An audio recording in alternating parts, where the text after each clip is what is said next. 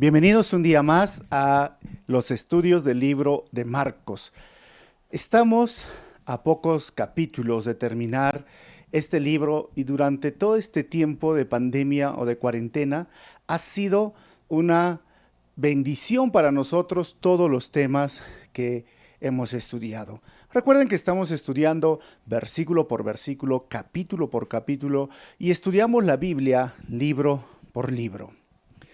También ha sido difícil para muchas personas, muchas familias, que en este año ya no pueden volver a estar con sus seres queridos porque han partido de este mundo. ¿Cuánto cuesta una vida?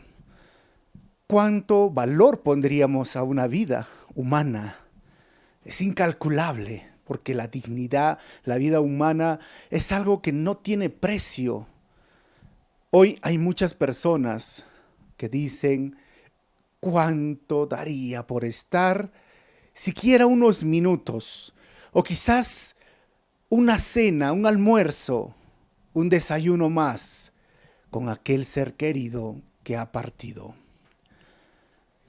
Tristemente este año ha sido difícil para muchas familias, para muchas personas. Y hoy también debemos de recordar en este estudio, porque vamos a estudiar Marcos capítulo 14, nuestro Señor, en una de las cenas, en uno de los momentos de compartir con familia, se va a despedir, porque muy pronto va a ir a la cruz. La muerte es algo que espera a todos los seres humanos. La Biblia dijo que hemos venido del polvo y al polvo vamos a regresar. La pregunta sería, ¿qué hacemos con la vida que Dios nos ha regalado? Vamos a orar y continuemos. Señor, te damos gracias por este tiempo. Gracias por tu palabra. Gracias, Señor, porque cada día que nos reunimos y estudiamos versículo por versículo, tú traes el tema y tú seas glorificado en medio de este estudio. Oro, Dios, para que uses mi vida para compartir de tu palabra en esta hora. En tu nombre, Jesús, oro así. Amén. Así es que hoy vamos a estudiar el capítulo 14 del libro de Marcos, cuyo tema es Jesús es preparado para su muerte en la misión. Recordemos que Marcos ha usado las fuentes escritas muy antiguas, y esas fuentes escritas en el proceso de redacción de los evangelios sinópticos empieza del año 50 al 64 con Marcos, que es el evangelio el primero, el más antiguo, si lo podíamos llamar. De ahí Marcos influencia a Lucas, que Lucas escribe su evangelio entre el año 70 y 80 después de Cristo. Marcos también influencia a Mateo, que escribe su evangelio entre el año 80 después de Cristo. Después, Mateo y Lucas han sido también influenciados por la tradición oral. Igual que en Marcos, la tradición oral es las historias que se contaban o que se narraban o que escuchaba la narración de Pedro, exactamente Marcos. Juan es un evangelio diferente, por eso no se lo llama sinópticos, que se escribe entre el año 95 y 100, y Juan sigue una tradición literaria diferente que obviamente procede de otras fuentes orales. ¿Por qué digo esto? Porque siendo Marcos el primer evangelio escrito, Marcos tiene unas características muy especiales y narra eventos muy interesantes que a veces no está en Juan, pero Juan, siendo el último evangelio escrito, también va a narrar los hechos desde una perspectiva diferente, porque muchas de las personas que cuando Marcos escribe su carta estaban vivas, pero cuando Juan escribe su carta ya no estaban vivas. ¿Y qué quiere decir esto?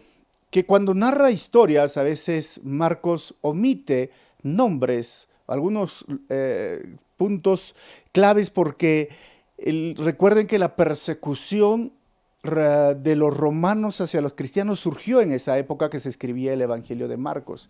Entonces era como poner en peligro a estas personas. Pero cuando Juan escribe 95 a 100, ya las personas no están y no tiene temor de poder poner nombres. Y entonces esto nos ayuda a nosotros esos detalles para poder escudriñar bien la escritura.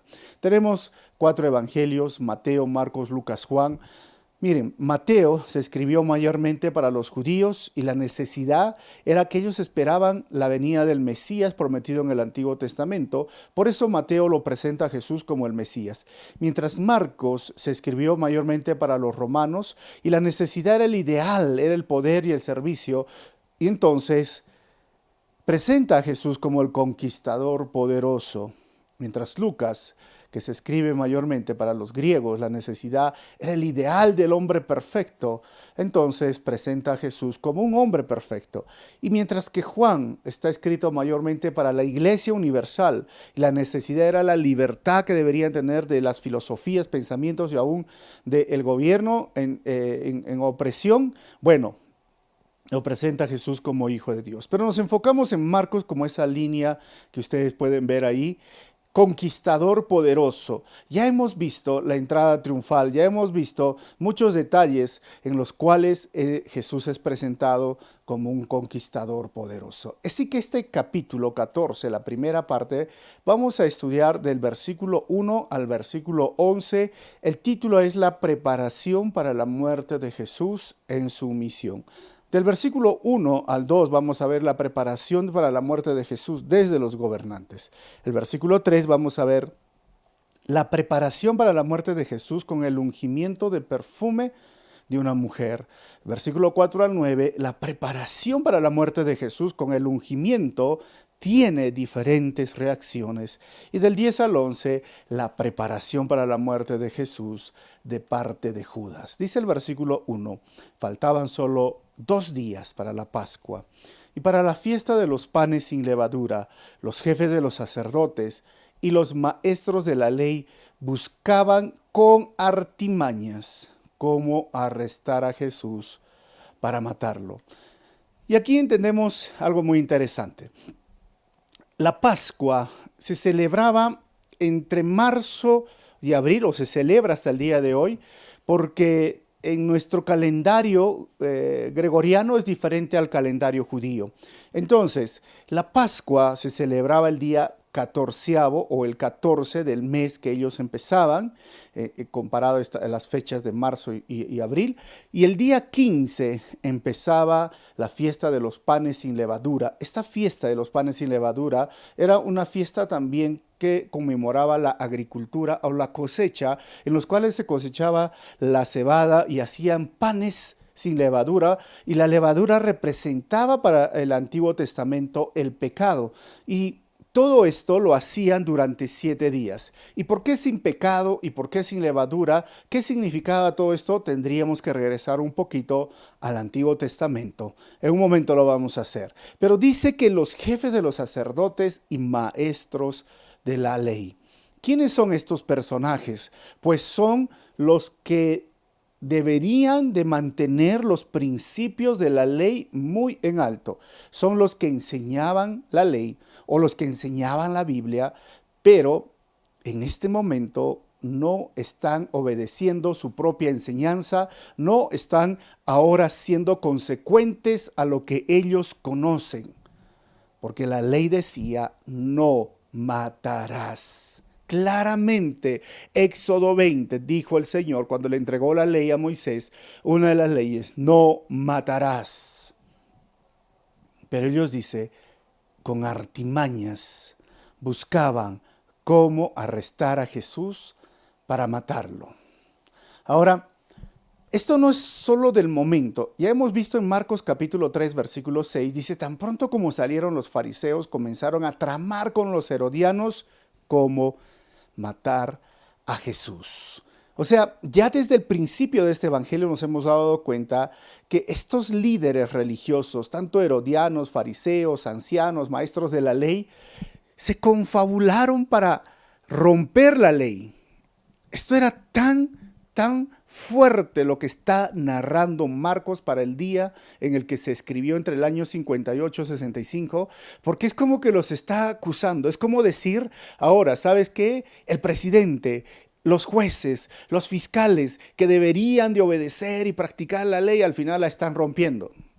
Al final son los primeros en hacer lo contrario a la ley y juzgan a los demás porque han roto la ley. Bueno, entonces dirán, pero eso pasa en Perú. Sí, pero imagínate ahora desde el contexto religioso. O será un asunto muy grave y no solamente estamos hablando, hoy te voy a poner una multa, no, vamos a quitarte la vida, eso es asesinato.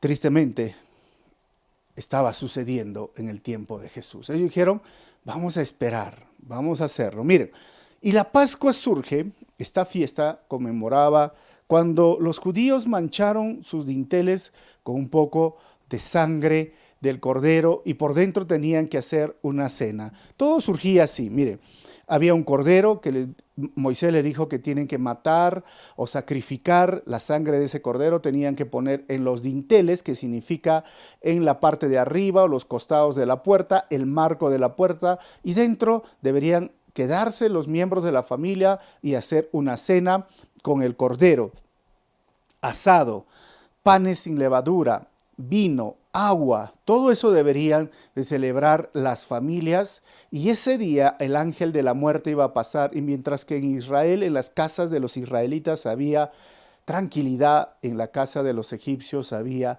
lágrimas porque el primogénito iba a morir. Un cordero, un inocente, iba a ser sacrificado, esa sangre iba a ser derramada para darles la libertad de 400 años de esclavitud al pueblo de Israel. Pasaron los años y un cordero, hermanos, fue entregado en la cruz del Calvario. Un cordero que dijo Juan a Jesús, este es el Cordero de Dios que quita el pecado del mundo y que iba a derramar su sangre en esa cruz. Y por eso hoy nosotros celebramos con el pan y el vino, que el pan representa el cuerpo de Cristo que ha sido entregado por nosotros y el vino es el nuevo pacto que hace hoy con nosotros el Señor. Esa fiesta que los judíos hasta el día de hoy lo celebran, que se llama el Pesach o el Pesach, no sé cómo quieran mencionar, hasta el día de hoy lo celebran. Y tienen un rito donde primero a los niños les cuentan historias, dan tiempo para preguntas, pasan un tiempo recordando, aún hacen comidas como un tipo de papilla recordándoles que les hicieron hacer ladrillos sin paja. Recuerdan la historia que está mencionada en el Antiguo Testamento. Les hacen comer hierbas amargas que les hacen recordar a ellos el dolor y el sufrimiento que por 400 años hombres y mujeres y niños fueron latigados y castigados, pero también les hacen tomar agua. Recuerden que cuando cruzaron el Mar Rojo, vieron la bendición, la salvación, y también tienen que comer un corderito, porque les hace recordar que un inocente, un animalito, representando a lo que iba a venir, el Cordero de Dios, que quita el pecado del mundo, les hace recordar la libertad que hoy tienen. Para nosotros hay ese sinónimo de libertad, pero la libertad ya no de la esclavitud de Egipto, sino la esclavitud del pecado. Hoy somos libres gracias al poder de Jesucristo, gracias a la muerte de Jesucristo, gracias a esa sangre que ha sido derramada, porque sin derramamiento de sangre, dice el libro de Hebreos, no hay perdón de pecados. Jesús tuvo que derramar su sangre por ti y por mí. Por eso Pablo dice en Corintios 11, cada vez que celebramos la Santa Cena, cada vez que comemos el pan, cada vez que tomamos el vino, ¿sabes qué hacemos? Anunciamos a Jesucristo y miramos hacia el futuro, donde vamos a ver que en el futuro vamos a tener una gran cena, la cena del Cordero, donde estarán todo pueblo, nación, donde estará toda lengua, donde estarán todos los miles de millones de cristianos celebrando, regocijándonos con el Señor que quitó su vida para darnos vida. Por eso la Santa Cena es un acto simbólico, pero muy importante que lo celebramos nosotros y el próximo domingo lo vamos a celebrar. Así que ahí está Jesús. Faltaban pocos días para la Pascua. Dice, estamos tramando cómo asesinarlo, dicen estos fariseos o líderes. Y el versículo 2 dice, por eso decían, ¿sabes qué? No durante la fiesta, no sea que se amotine el pueblo. Miren el corazón religioso. El corazón religioso dice, no lo hagamos durante la fiesta porque el pueblo se va a amotinar. O sea, les importaba más la apariencia, el quedar bien con la gente, que la opinión de Dios. Ese es el corazón religioso que por dentro está podrido, está lleno de pecado, pero por fuera muestra una apariencia, una sonrisa, ¿no? Se viste bonito para ir a la iglesia, o para hacer un poco de limosna, o para hacer un poco de caridad, o para hacer un poco de devoción, o para hacer un poquito, ¿sabes qué? Vamos a hacer un tipo de peregrinaje, pero por dentro su corazón está lleno de pecado. Quieren tener apariencia de una buena vestimenta o de color morado o de color, diríamos, blanco o de un vestido largo. Mira, pero por dentro su corazón está podrido y están pensando, a ver cómo voy a quedar bien delante de la gente. Pero no le importa quedar bien delante de Dios porque piensa que Dios no lo está viendo. El corazón religioso piensa que Jesús está clavado en una cruz, está en una iglesia, y a la iglesia hay que ir bien presentable, y a la iglesia hay que entrar despacito, ni debes de hablar, ni hagas un chiste porque es blasfemia, pero sales de la iglesia y tu corazón está lleno de pecado, de odio, rencor, chisme, murmuraciones, orgullo, porque ese es el corazón religioso. Lo mismo que están actuando estos hombres en el tiempo de Jesús. Vamos a matar a un inocente, pero no lo hagamos durante la fiesta, porque ¿qué dirá la gente? ¿Sabes? La religión ciega a las personas en pretender honrar a Dios guardando algunos días y después pecar otros días e inclusive buscar la muerte de un inocente. En la Semana Santa he encontrado muchas personas, inclusive cristianos, ¿no?, que dicen, el viernes no hay que comer carne. ¿Por qué? Porque, bueno, la tradición en la Iglesia Católica lo dijo, pero hermano, y hay algunos que ese día muy tradicionalmente dicen, no, no hay que comer carne, pero al día sábado están que se emborrachan y están que cometen inmoralidades sexuales. O sea, ese es el corazón religioso de aquellos que todavía no entienden que Dios está en todo lugar. Y Él quiere ser el dueño y el rey de tu corazón. Más que una Semana Santa, Dios quiere vidas santas. Más que unos días donde te portas bien porque son días religiosos, Dios quiere que todos los días vivas vidas santas. Versículo 3. En Betania, mientras estaba él sentado a la mesa, en casa de Simón llamado el leproso, llegó una mujer con un frasco de alabastro lleno de un perfume muy costoso, hecho de nardo puro. Rompió el frasco y derramó el perfume sobre la cabeza de Jesús. Ahora Marcos nos narra un evento que está en todos los evangelios, ¿no? Y en Betania era el lugar favorito, como ven la flechita amarilla, que está cerca, 5 kilómetros o menos de lo que es Jerusalén. O sea, era el lugar ideal, porque la Pascua conmemoraba miles, 700,000, algunos dicen 1,200,000. Bueno, judíos que llegaban y es como la convención minera, diríamos, ¿no?, para que algunos lo entiendan, o el evento, el mundial de fútbol, o tal, las olimpiadas. O sea, los hoteles, los hospedajes, los alojamientos se llenaban, y entonces la Pascua era uno de estos eventos. ¿Por qué? Porque la ley decía que a 24 kilómetros cerca de Jerusalén, los pueblos o aldeas, todos los judíos varones estaban obligados a venir a la Pascua y ofrecer un sacrificio de un corderito, porque esto era la ley. Ahora, en referencia a Betania, esta casa, dice el texto que era de Simón llamado el leproso. y llegó una mujer. ¿Quién es esto? ¿Qué está hablando? Miren, Juan capítulo 12, versículo 2 al 8, nos dice que esta es la casa de María, de Marta y Lázaro. Y parece que Simón entonces, si esto es cierto, porque Juan ya escribe cuando ellos ya han fallecido, era el que Jesús había sanado de la lepra, porque la lepra era una enfermedad donde los ponían lejos del campamento, pero Jesús lo había sanado a este hombre que quizás era el padre de María, Marta y Lázaro. Y nos dice el texto que esa mujer era María. Miren cómo las historias nos llevan. Estaban cenando, las mesas no tenían sillas, las personas se reclinaban sobre su lado izquierdo, se tiraban nomás al piso y ahí se sentaban encima del piso con los pies hacia un costado y ahí estaban. Y Juan nos dice, María entró y derramó sobre la cabeza del Señor. Pero Juan dice lo siguiente, Juan 12:3 dice, María tomó entonces como medio litro de nardo. ¿Saben que medio litro de nardo puro, que era un perfume muy caro? Y lo derramó sobre los pies de Jesús, secándoselos luego con sus cabellos, y la casa se llenó de la fragancia del perfume. Entonces alguno dice, esto está equivocado. No, no está equivocado.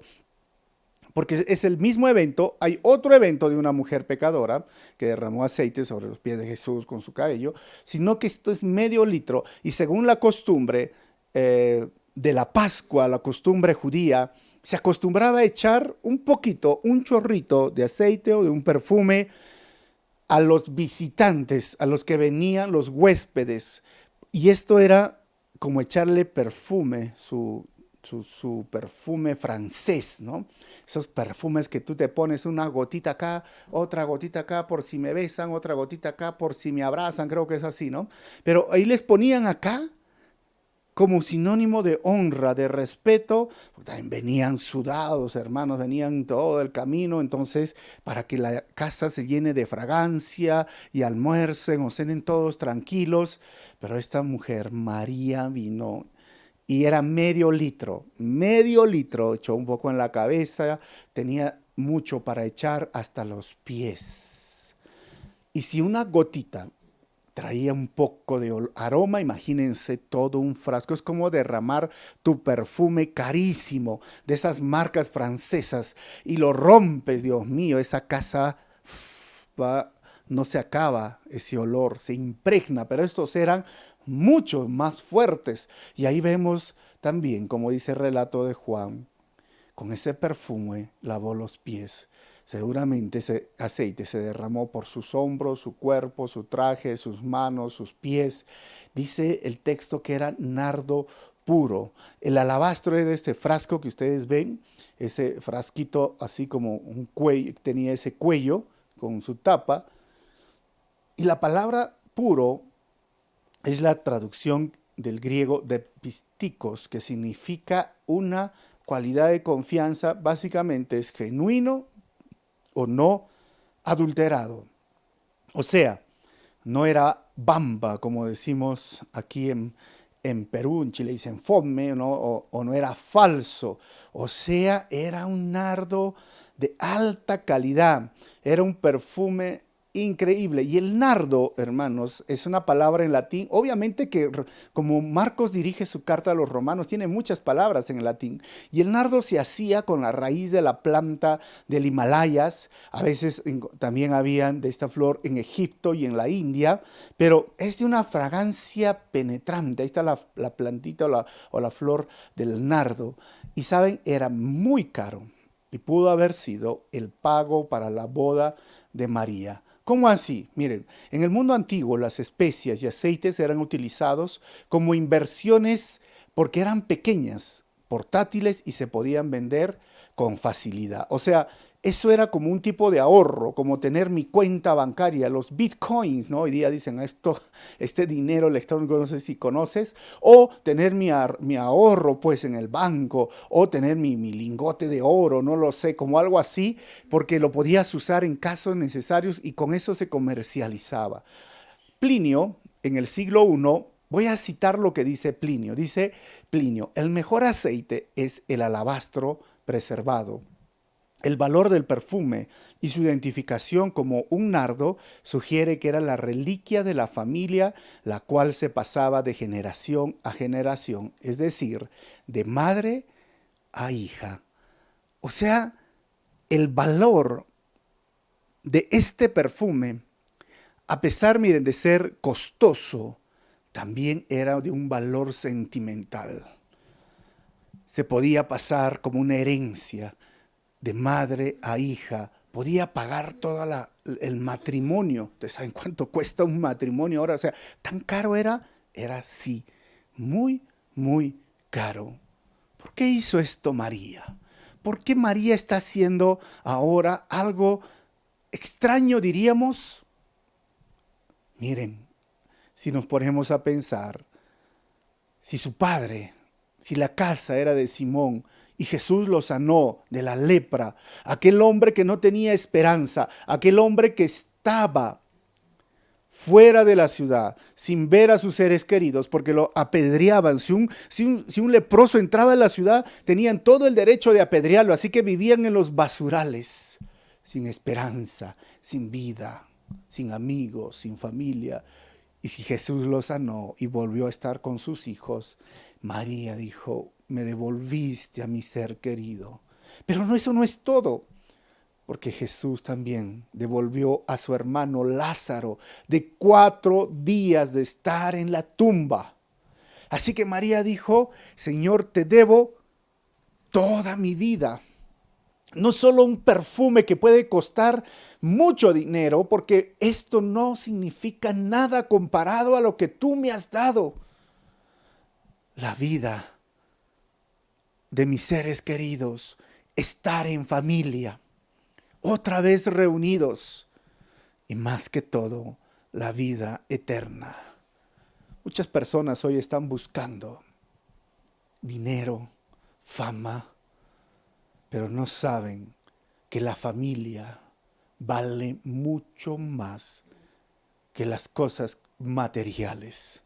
Pasar un tiempo en familia, un desayuno, un almuerzo, una cena, pasar todos juntos, sin preocupaciones, sin problemas, sin frustraciones, sin desánimos, sin malos recuerdos, disfrutar la vida plena con papá, mamá, hijos. ¿Sabes cuánto valor tiene esto?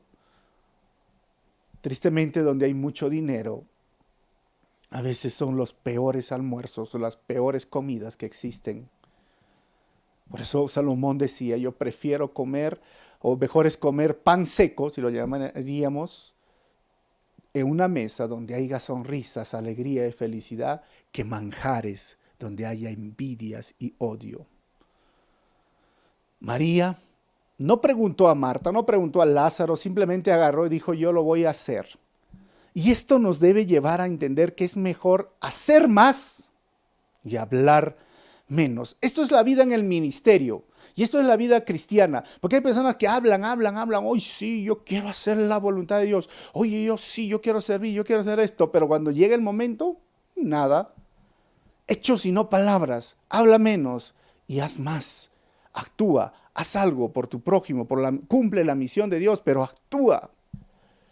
Y aquí veo un contraste entre María y estos líderes religiosos, porque mientras los líderes religiosos les importaba quedar bien con la gente, María no lo hizo. Simplemente actuó en adoración y no le importó que digan los demás, pero lo hizo. Y surge una pregunta, ¿por qué Jesús fue ungido? Miren, ¿por qué María hace esto? Primero, los reyes eran ungidos en el Antiguo Testamento, como vemos en 2 de Reyes 9, 3 y 6 y 1 de Samuel 16, 3, pero también en la cultura los muertos eran ungidos para su sepultura, en Lucas capítulo 23, 56 y Juan 19, 39 al 40. O sea, es como que Marcos se está presentando como el gobernante supremo, y a los reyes se les daba un poquito, se les rociaba un poquito de ese perfume o ese aceite, alabastro o nardo. María dijo, yo tengo acá al rey de reyes, así que no basta un poquito, lo vamos a echar todo. Fue extravagante, fue algo extremo, pero ese es el amor que nosotros deberíamos de tener a nuestro Señor. Extravagante, extremo, no de poquitos.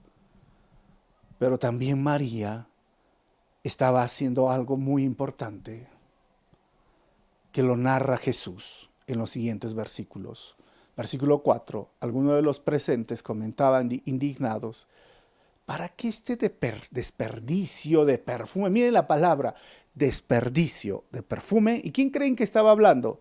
Miren ese rostro, no se olviden, se llama Judas. Y toda la gente está, ¿qué está pasando acá? Juan, gracias a Juan, capítulo 12, versículo 4 al 6, dice: Judas Iscariote, que era uno de los 12 discípulos y que más tarde lo traicionaría, objetó: ¿por qué no se vendió este perfume que vale muchísimo dinero para dárselo a los pobres? Dijo esto no porque se interesaba por los pobres, sino porque era un ladrón. Y como tenía a su cargo la bolsa de dinero, acostumbraba a robarse lo que echaban en ella. Y entonces Marcos relata como que los discípulos están hablando y dicen: ¿pero qué tiene? ¿Por qué están gastando tanto dinero en un perfume en Jesús? Y Jesús lo mira. Y yo me pregunto, ¿qué le dijo Jesús? ¿O qué nos diría Jesús si estuviera acá y diríamos: Señor, estoy haciendo algo extravagante, extremo? Preguntas para ti: ¿cuánto cuesta una vida? ¿Cuánto cuesta la vida de tu ser querido? ¿Cuánto darías por volver a ver a tu familiar vivo otra vez? Y yo les pregunto a aquellas personas que han perdido un familiar en estos últimos años: ¿cuánto darías tú por volver a tener un almuerzo, una cena, o conversar, o tenerlo cara a cara, o abrazarlo? ¿Cuánto darías? María dijo: me devolviste a mi padre o me devolviste a mi hermano. Pero Jesús hizo más que eso. Jesús dio su vida por rescate de nosotros. Y mientras Judas decía: eso es un desperdicio, ¿por qué están desperdiciando? Yo creo que el peor desperdicio no es el económico, sino el desperdiciar su vida, viviendo vidas egoístas y sin cumplir la misión de Dios en Cristo. Juan saca la luz y dice: no le interesaban los pobres, no decía, no, sino que él quería para sus fines egoístas, y vivir una vida egoísta es el peor desperdicio de la vida. Versículo 5. Podía haberse vendido, dice, por muchísimo dinero para darlo a los pobres. Y lo reprendían con severidad. ¿A quién reprendían? A María. La miraban a María con una cara y le decían: María, ¿qué has hecho? María, ¿quién te ha dicho que des? Y yo me pongo en el lado de María. Esta María dijo: ups, ¿he hecho algo malo? ¿Qué pasó, María? Es como, yo he visto eso, ¿no? Cuando hay personas que dicen: ¿sabes qué? Papá, mamá, quiero servir al Señor, me voy a ir al seminario, o me voy a ir de viaje, voy a hacer misiones, voy a dejar mi carrera, voy a dejar esto, esa carrera que es mi profesión, pero voy a ir a servir al Señor.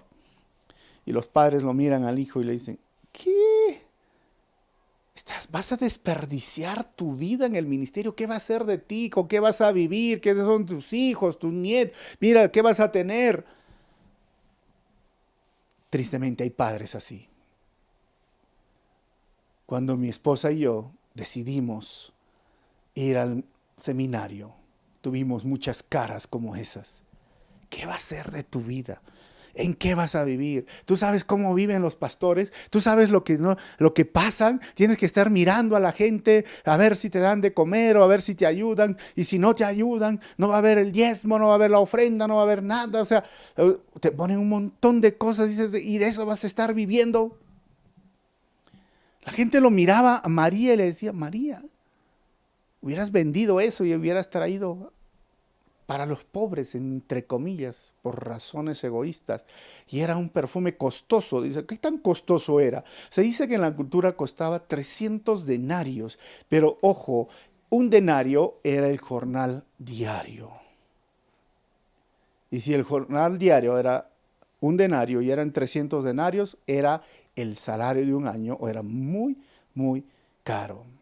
Juan capítulo 13, versículo 29 dice, como Judas era el encargado del dinero, algunos pensaron que Jesús le estaba diciendo que comprara lo necesario para la fiesta o que diera algo a los pobres.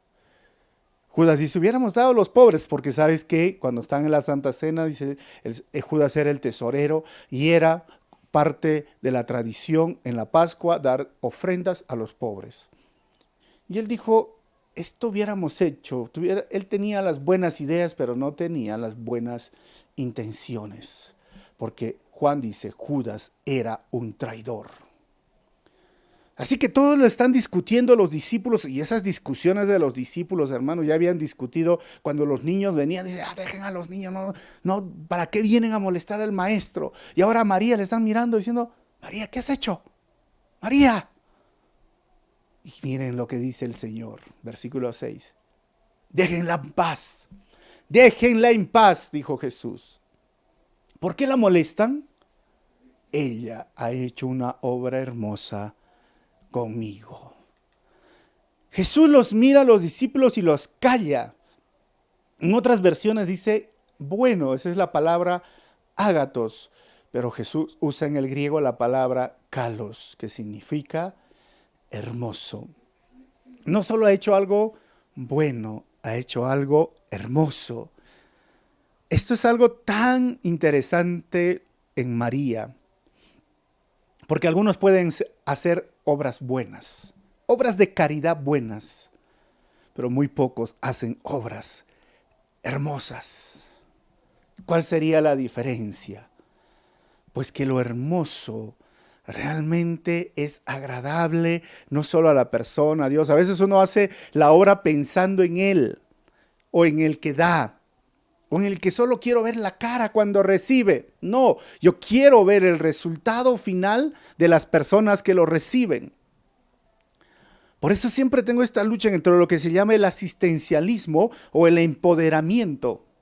En el querer ayudar, sí vamos a ayudar y dar, pero ¿sabes qué? Quiero animarte a que uses los recursos que Dios te ha dado, los dones, los talentos o la habilidad que tienes para salir adelante, y quiero animarte. Porque estoy pensando en una obra hermosa en la cual tú vas a poder mantenerte, salir adelante, seguir adelante, o sea en tu matrimonio, o sea en las necesidades económicas que pasan muchos de los hermanos a veces en las iglesias donde estamos sirviendo.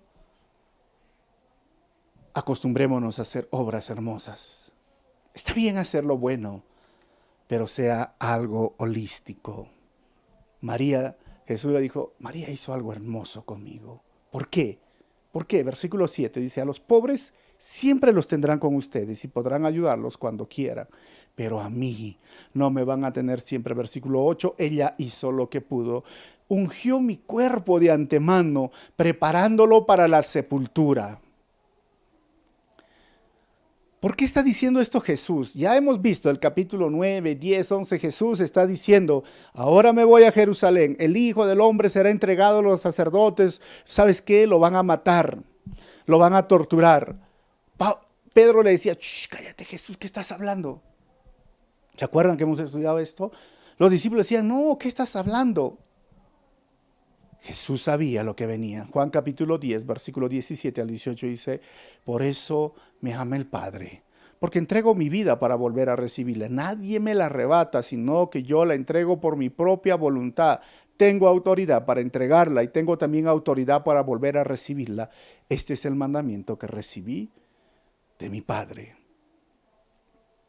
Ese era el momento de la cena. Jesús está volviendo a decir vez tras vez, ¿sabes qué? Voy a ir a ser entregado, voy a morir en rescate por muchos, pero los discípulos no quieren entender o no están escuchando bien.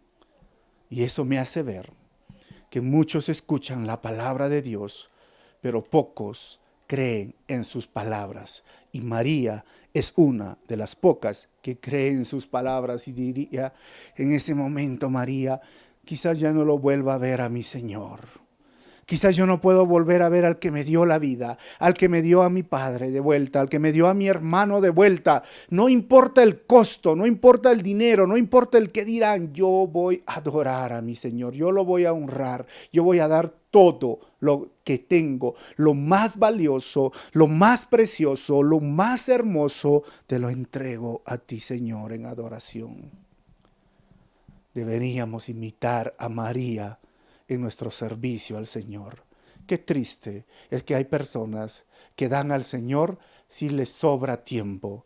Qué triste que hoy hay personas que dan al Señor si les sobra dinero. Qué triste es que hoy dan al Señor, ¿sabes qué? Si esto que no me sirve lo doy. Eso no es lo que hizo María. María dio lo mejor que tenía, porque le dio al que le devolvió la vida, la esperanza, el estar en familia.